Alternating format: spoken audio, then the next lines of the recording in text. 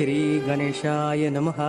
ॐ वक्रतुण्ड महाकाय सूर्यकोटिसमप्रभ निर्विघ्नं कुरु मे देव सर्वकार्येषु सर्वदा।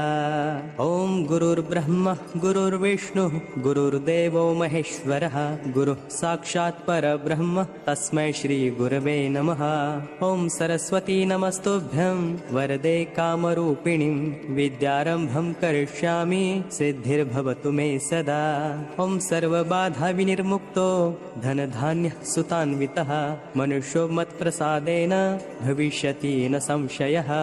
ॐ सर्वमङ्गलमाङ्गल्ये शिवे सर्वार्थसाधिके शरण्ये त्र्यम्बके गौरी नारायणी नमोऽस्तुते। ॐ वसुदेवसुतं देवं कंसचाणूरमर्दनं देवकी परमानन्दं कृष्णं वन्दे जगद्गुरुम्। ॐ राम रामेति रामेति रमे रामे मनोरमे सहस्रनाम तत्तुल्यं रामनाम वरानने। ॐ मनोजवं मारुततुल्यवेगं जितेन्द्रियं बुद्धिमतां वरिष्ठं वातात्मजं वानरयूथमुख्यं श्रीरामदूतं शरणं प्रपद्ये। ॐ दीपज्योतिः परब्रह्म दीपज्योतिर्जनार्दनः दीपो हरतु मे पापं दीपज्योतिर्नमोऽस्तुते। ॐ शुभं करोति कल्याणं आरोग्यं धनसम्पदा शत्रुबुद्धिविनाशाय दीपज्योति नमोऽस्तुते।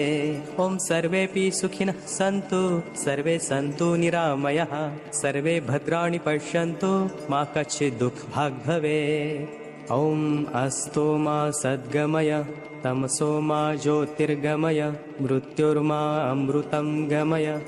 ॐ शान्तिः शान्तिः शान्तिः।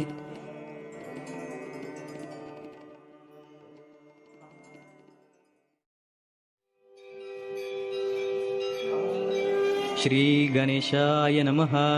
ॐ रुद्राय शीतिकण्ठाय सुरूपाय सुवर्चसे कपर्दिने करालाय हर्यक्ष्णे वरदाय च तृष्णे पुष्णे दशभिदे देवानामधिपाय च क्षेम्याय हरिनेत्राय स्थाणवे पुरुषाय च हरिकेशाय मुण्डाय क्रोधायोत्तारणाय च भास्वराय सुतीर्थाय देवदेवाय रंहसे पुष्णिषिणे सुवक्त्राय पशुहस्ताय पार्षिणे हिरण्यबाहवे राजानोग्राय पतये दिशा पशूनां पतये चैव भूतानां पतये नमः।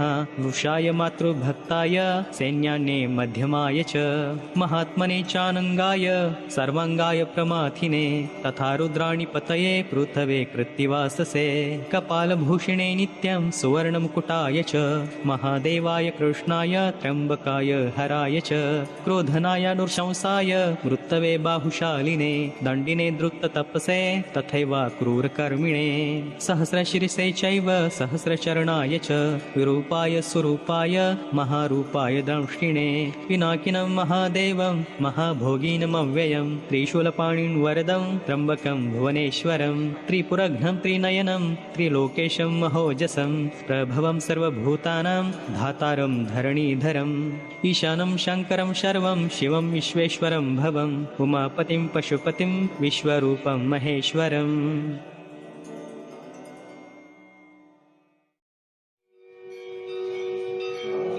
श्रीगणेशाय नमः।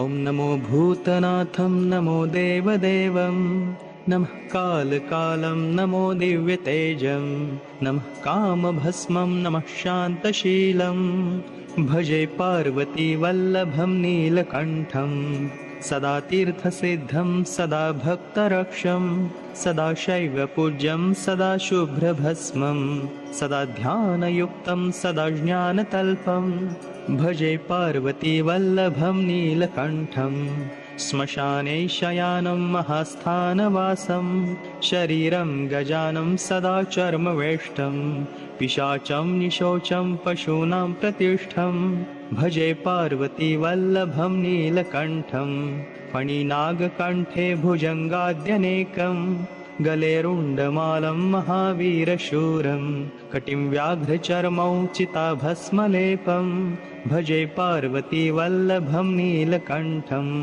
शिरशुद्धगङ्गा शिवा वामभागं बृहद्दिव्यकेशं सदा मां त्रिनेत्रं फणिनागकर्णौ सदा भालचन्द्रं भजे पार्वती वल्लभं नीलकण्ठम् करे शूलधारं महाकष्टनाशं सुरेशं वरेशं महेशं जनेशं धनेशस्तु तेषं ध्वजेशं गिरीशं भजे पार्वती वल्लभं नीलकण्ठम् उदानं सुदासं सुकैलासवासं धरा निर्धरं संस्थितं ध्यादिदेवम् अजाहेमकल्पद्रुमं कल्पसेव्यं भजे पार्वती वल्लभं नीलकण्ठं मुनीनां वरेण्यं गुणं रूपवर्णो द्विजानं पठन्तं शिवं वेदशास्त्रम् अहो दीनवत्सं कृपालुं शिवं हि भजे पार्वती वल्लभं नीलकण्ठम् सदा भावनाथं सदा सेव्यमानं